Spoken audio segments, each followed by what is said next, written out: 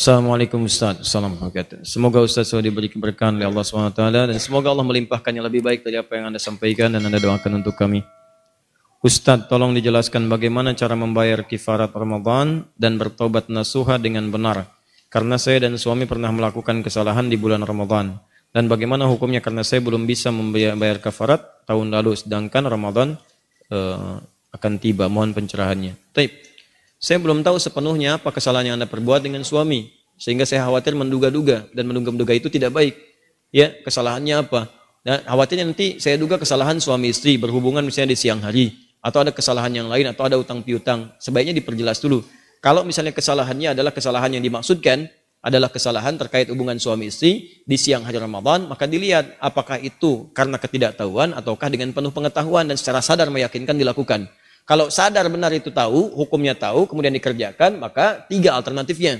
Ya, membebaskan budak, yang kedua kemudian memberi makan 60 orang miskin atau puasa 2 bulan berturut-turut. Turut-turut.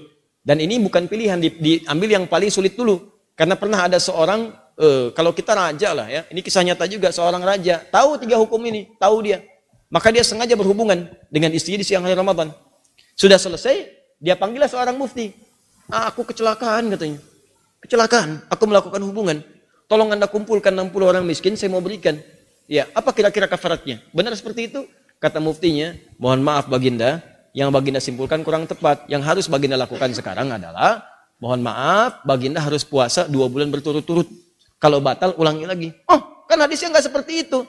Memang hadisnya mengatakan 3 pilihan, tapi pilihan itu sesuai dengan kadar yang ditetapkan bagi pelakunya. Kalau Baginda kemudian menyimpulkan membebaskan seorang budak atau memberi makan 60 miskin, maka semua raja akan berlaku demikian.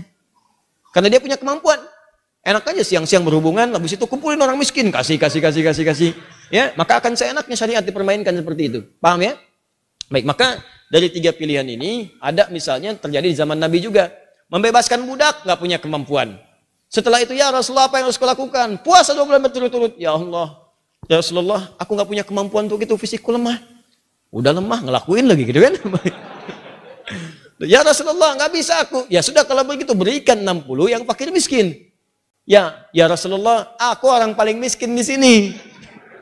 Berikan 60 miskin, aku orang paling miskin. Nabi ketawa mendengar itu. Setelah ketawa, Nabi pulang ke belakang. Dari belakang Nabi bawakan kemudian makanan. Nih, buat kamu bawa ke rumah, nggak usah nanya lagi. Nih, bawa ke rumah. Jadi, kalau memang itu yang terjadi, kemudian coba lihat. Pertama bertobat dulu kepada Allah. Bertobat. Ya, sampaikan kemudian permohonan ampunan kepada Allah dengan tobat yang benar, tangisi itu, minta ampunan kepada Allah. Kemudian lihat diantara itu yang bisa Anda kerjakan. Membebaskan budak itu nggak mungkin sudah tidak ada. Puasa yang Anda bisa kerjakan dicoba. Kalau kemudian Anda tak mampu dengan itu semua, maka Anda mencoba memberikan makanan kepada orang-orang miskin seperti yang tertera dalam riwayat-riwayat yang sahih seperti yang tadi kami sampaikan. Semoga Allah memberikan kemuliaan-kemuliaan. Kalau kasusnya berbeda dengan ini, maafkan saya karena saya tidak tahu kasusnya secara spesifik seperti apa. Ya, wallahu taala a'lam bissawab.